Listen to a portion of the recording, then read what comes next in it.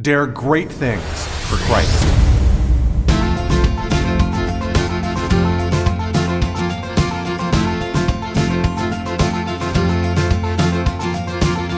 Christ calls us to dare great things. In the marketplace, as well as in the mission field, there has never been a time like the present for the spirit of the Catholic entrepreneur. Now is the time for men and women of great courage and great vision to engage our church and our culture. Now is the time to dare great things. And here is your host as we dare great things, Father Nathan Cromley, the president and founder of the St. John Institute. Everyone who tries to do something new has to go through the pain of actually doing it. Ideas are one thing, inspiration is another, but execution is where things really happen. And executing on an idea carries with it a burden, the sacrifice of the grind. Is it possible to stay happy even when toiling? What happens to a Christian's joy when they embrace the grind? And how can we embrace the grind in a way that not only maintains our joy, but allows it to expand? Well, I certainly hope all of you are enjoying this latest class we're doing here. This session is all about the secrets to joyful leadership, and I felt it was necessary to do because, of course, everything that we do at the St. John Leadership Network is all about people becoming Christian at work and living their Christian faith at work. And it's so important that we do so, not only for ourselves, but for the workplace and for other people, that we evangelize and we bring the good news of Jesus with us through our example, through our lifestyle at work. And when you think about that, of course, that includes being joyful. Why? Because as Thomas Aquinas teaches us, joy is a property that belongs to the charity that is in the soul of a Christian.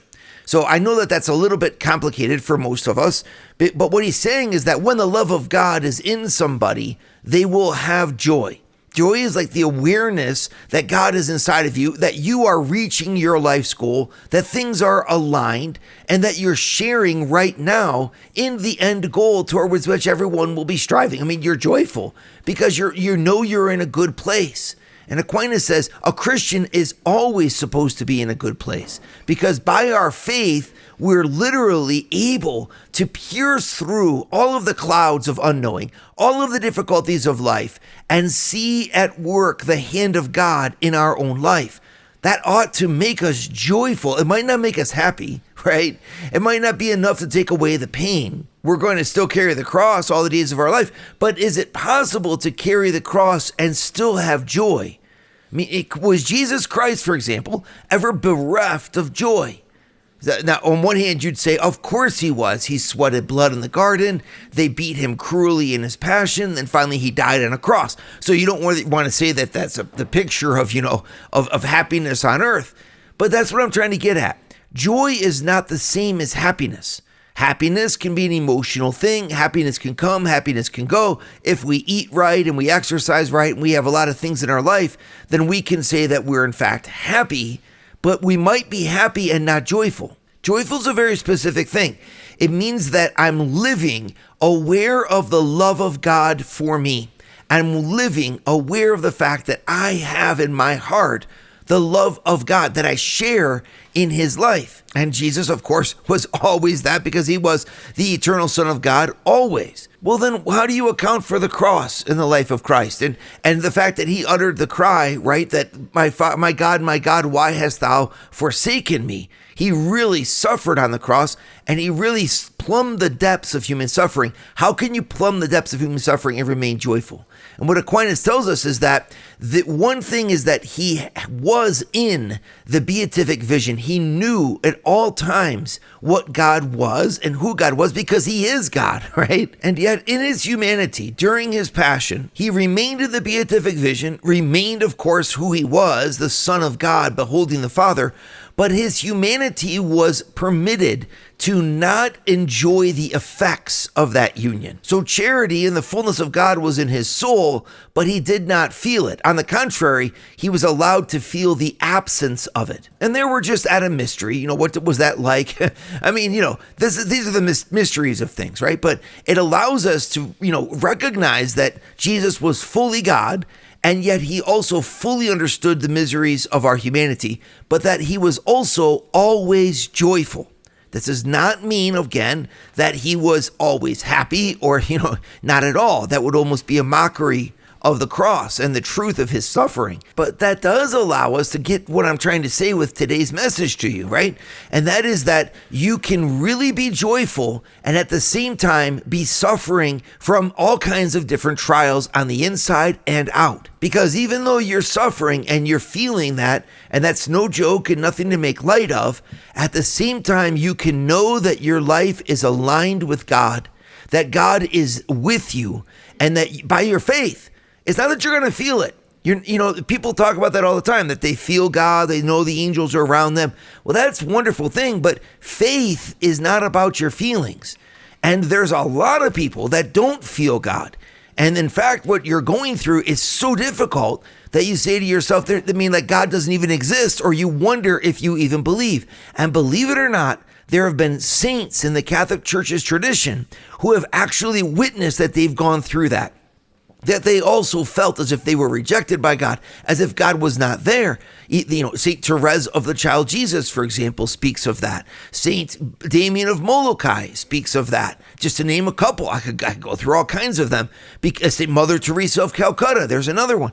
The fact is, let's not oversimplify things and say, Christians are supposed to just be walking around smiling and radiant all the time.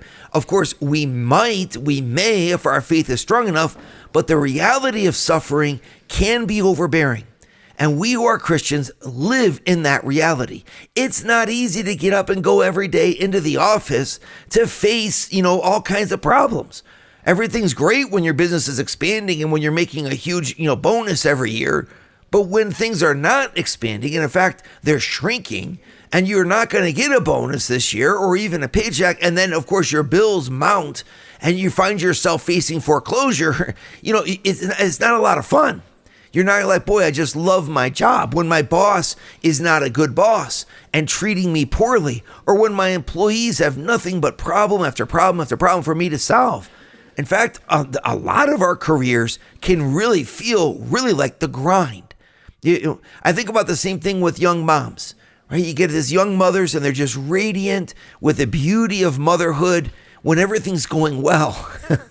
But when one kid is sick in the hospital and the other two are fighting and, the husband isn't paying any attention to her. And, that overwhelm and that depression is a very, very real thing. And we all know it. And you say, well, where is God in the midst of that? And this is what I'm trying to drive home with you. A Christian will really suffer, and a Christian might feel even as if there is no God or as if they're not sure of things. That's when faith begins, right? What we have to do is at those moments choose to throw the truth of God as an anchor for our souls deep into the depths of our problems. We just drop that anchor. We're like, you know what? For all that I'm facing right now and all that I'm going through, I choose to believe in the resurrection. I choose to believe in the love of God for me. And I choose to believe that you're here right now, God, period. I believe. And then you walk forward in that faith. And I understand it's a trial. It is a real trial to believe. It is not easy to keep your faith. We need to be friends and befriend people who are going through those challenges and those dark nights. We need to become their best friend. We need to show them love. We need to give them encouragement. But we also need to remind those who are tempted by despair of the truth of their faith. That is, that faith is a choice that I make to respond to God's truth. And the truth is, for example, the sun is shining. The sun is always shining. Even if it's night outside, the sun is shining somewhere. Even if you can't see the sun under the clouds, behind the clouds, the sun is still shining. And so someone in faith says, Jesus Christ is risen from the dead, period. God loves me, period. God is with me now, period. Regardless of how I feel. That light, that truth gives us a key that allows us to endure things others would not endure. And to embrace the real grind, the real difficulty of our suffering in the light of that faith. Meaning that if that's the truth, then I will act accordingly. And notice, nowhere do I say that that's going to, suddenly make you happy and radiant, you're going to jump up and down. And I hear a lot of Christian music, and there's a lot of Christian songs that kind of make it feel that way. And I appreciate that. I like positive music. We all need positive messaging in our lives, but you can't take everything too literally. Sometimes everything turns bright and you move forward in great happiness. But you do not need to see or feel or know that in a human way for it to be true. It's like St. Peter says. He says in 1 Peter 5:6, he says, bow humbly under the mighty hand of God, and he will lift you high. Cast all your cares upon him who cares for you. What does this mean for us? It means that we need to enter into that grind and that challenge that's in front of us in the light of that faith. And when we do that, in the light of that faith, we can know something that's deeper than an emotional gratification or the things that come when everything's going great in our life. We can know Christian joy, the knowledge that what I'm going through, I'm supposed to go through, and that what I'm going through has a purpose far greater than myself. And this is so important for us because it becomes an advantage for us that we get to take into our leadership. Would you like to hear more from Father Nathan? Join the St. John Leadership Network and receive a 2-minute glance at the gospel every Sunday morning right to your phone. To learn more, go to www.stjohnleadershipnetwork.org/member and join for free today. Now, you all know that I like to give you the original sources for what we talk about here, because I don't want you to think that this is just something that's being made up. It's actually coming from the deep traditions of our Catholic faith. And here I want to speak with you about where it's coming from. St. Thomas Aquinas actually writes about joy in this book that he wrote called the Summa Theologica. Right? It's a Latin title.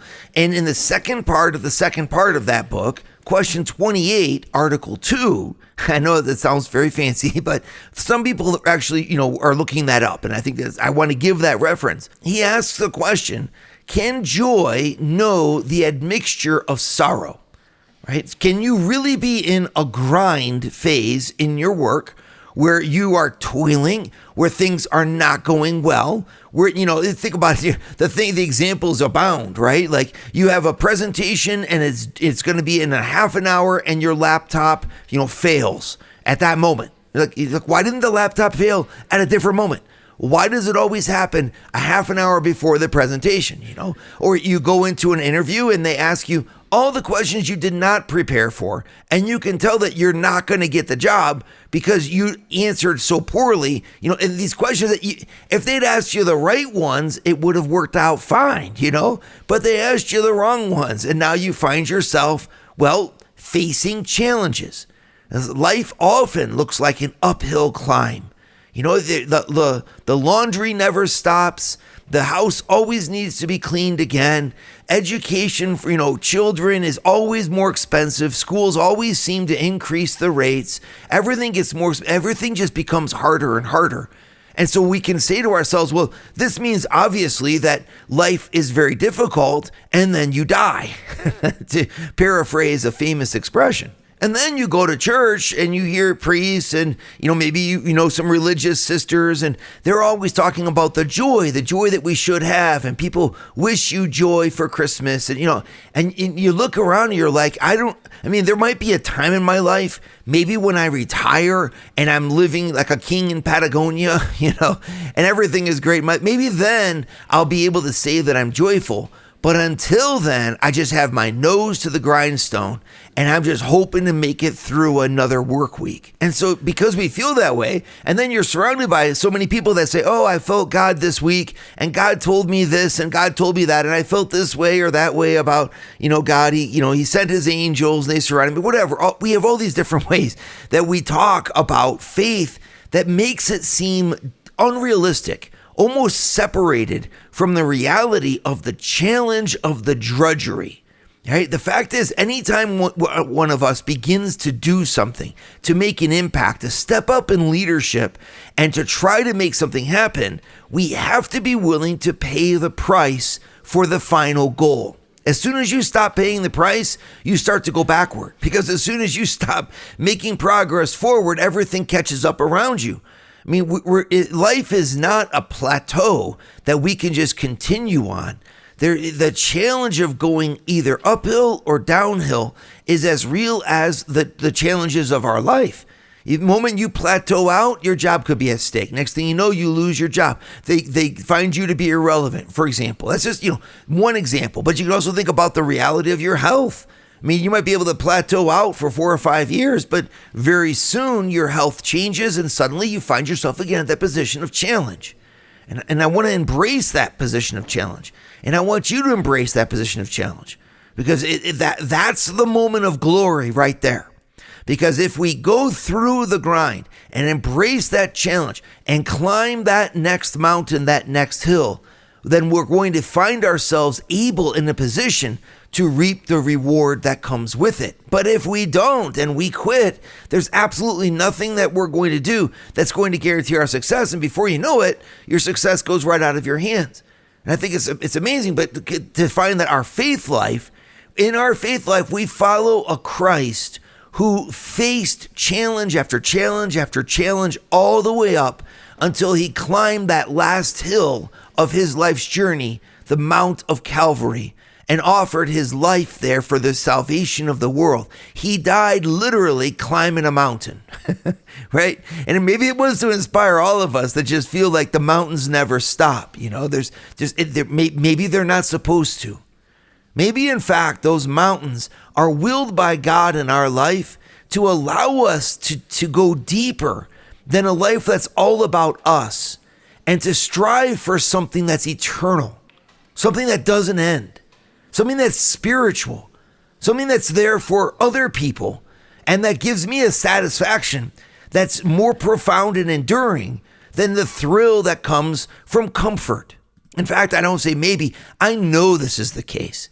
Because when Jesus was on the cross, he was not comfortable, and yet he was joyful. Again, not in a way you could feel at all, but because he knew the truth of God, and he gives us an example of, he went all the way through, even until death, without denying his faith and without rejecting the Father. Isn't that amazing? Even though he felt the full pain that souls would feel if they were separated from God, in his sacred humanity, according to Aquinas, he could feel that full weight even while never leaving the beatific vision and always remaining totally united to the Father. And so he gives us an example that yes, the sufferings and challenges of our jobs, of our leadership are real. The sacrifice of our time, of our money, of our energy, even of our, to embrace the anxieties of taking risks in your business. It's so hard to run a business. All you do is take one risk after the next for the sake of your people, and you rise to that next challenge. Or in your family, where it's never going to plateau. Because as soon as your kids are all reared and out of the home, you know what happens? They make grandkids. And then you've got to start the cycle all over again. And you got to go back and teach them how to live, and do it as their grandparent. It's going to be work. Work is just a part of the human life. It will never leave us. And as long as we have to work, there's going to be that challenge and the sacrifice that comes with it. But you know what else happens when we work? We don't just sacrifice. We realign the pain that we're going through, or the challenges, the stretchings, the endurance that's being called from us. We realign that with our ultimate goal. And that's where the joy comes in. Knowing that even though while on earth I might be slogging through the mud for what seems an eternity, in fact, I'm glorifying God and I'm doing the mission that he gave me to do. And there is profound joy. Not, again, necessarily happiness with it. Maybe you don't feel it, but to know that your life is on that right path and to know that God is on the other side of your sacrifices, receiving them, well, that's a flourishing of love. That's a depth of soul. That's a spiritual awakening. And that's your right and privilege as a Christian, because as Christians, we share in that love of God always. Even if we don't feel it, he's there. And if he's there, well, then we can know joy. Would you like to start your Thursday mornings with a scriptural leadership lesson? Join the St. John Leadership Network, where Father Nathan hosts a 30-minute call at 6:30 a.m. in all 4 U.S. time zones. To learn more, go to www.stjohnleadershipnetwork.org/member and join for free today. I'd like to share with you a story from my own, small existence, in my own labors. As I was working one time in a very difficult circumstance to try to advance, the various things that I had going on, I remember I was complaining to one of my mentors. I called him up on the phone because I just needed a shoulder to cry on, I guess. And I was talking with this mentor of mine who's been through a lot in his own life, accomplished many great things. And I didn't quite know what he was going to say to me after I kind of unburdened myself about this or that challenge I was facing. But I'll never forget what he told me. He said, "Yes, Father Nathan, your life is very hard. You've chosen a hard pathway. But aren't you glad that you have the chance to walk it? Your life might be a hard one, but aren't you glad you have the chance to live it?" And you know what? That really got me thinking. It got me thinking, because here I was thinking that the problems I had were the problems. And it's not, having problems is not the problem. Having problems with having problems, that's the problem. And that's what my mentor was able to point out to me. It's like, why would I look at all of this from the negative? Thinking, well, you know what? This is going to take me 10 years of my life to get through. You might think that. You might say, okay, I'm going to apply for, a PhD program, right? If you do that, you're like, well, it's going to take me 4 years and it's going to cost me tens of thousands of dollars to earn this. And then you're only focusing on the negative because you say, well, then is it worth it? And this and that, But what if you were to look at the positive and say, my goodness, I'm enrolling in a PhD program. What an absolute grace and opportunity. Yes, it will be a challenge. Yes, it will cost me time and resources I'll never get back. I'm going to sacrifice them, though, for the sake of the goal that I have in mind. In other words, my love, if indeed you are doing this right, and if indeed you're living in your Christian faith, then what you're doing, you're supposed to be doing out of love for God, right? You get to be doing out of love for God, and you get to be doing to make you a better gift to your neighbor, to qualify yourself in some way or the other so that you can bring more of an impact to our world. That's an amazing thought. And we just focus in on, well, I don't know, it's going to be really hard, thank goodness that it's hard in a sense, because since it's hard, it now has value. And if it's got value, that makes me joyful because I'm doing something great for Christ and not just something small for myself. I'm actually trying and striving. If you are animated by true charity, true love, and if that's really at the heart of where you're at, well, then joy is a constant in your life. You might not feel it. You might feel just the contrary, but the joy of the truth is such a strength for the Christian soul. So remember that if you want to complain about your life like I did and all you're suffering and going through, remember that quote, aren't you glad that you have the chance to live it? Aren't you glad you got your chance to swing your sigh and harvest that wheat for Christ? What else are we going to do with our time, everybody? When you really think about it, what else are we living for? If we're not living for love and living out of love, then we're really wasting our time.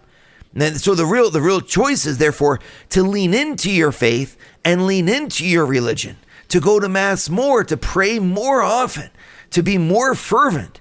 Because the more that we lean into that faith, well, the more that the truth of God's love becomes our guide, even when we don't see the way ourselves. Well, that's the privilege of being a Christian, and that's we get to work with joy, even in the midst of the grind. For Aquinas, anyway, St. Thomas Aquinas, he says, look, the joy of charity itself is incompatible with any admixture of sorrow, because if you're really in charity, then you're in union with God.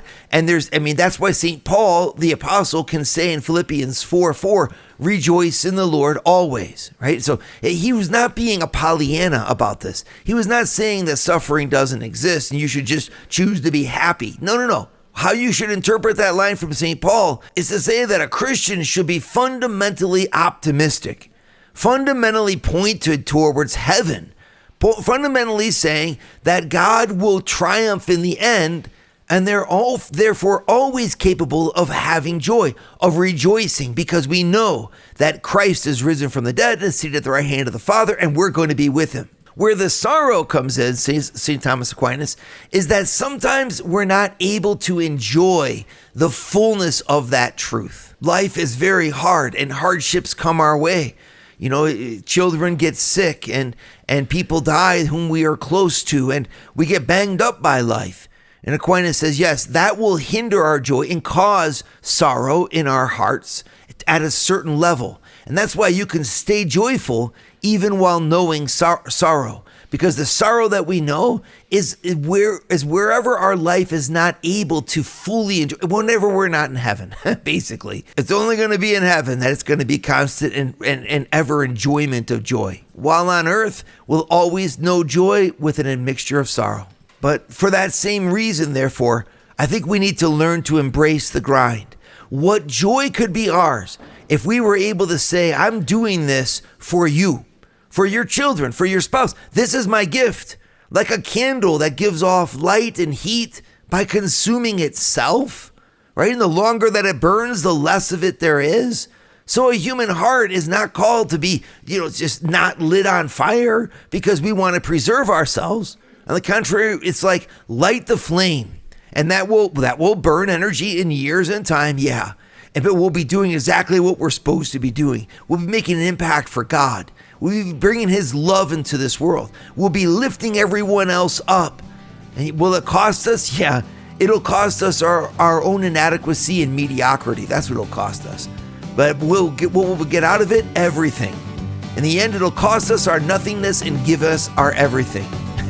That's the wonderful paradox that comes from embracing the grind with the love of Christ.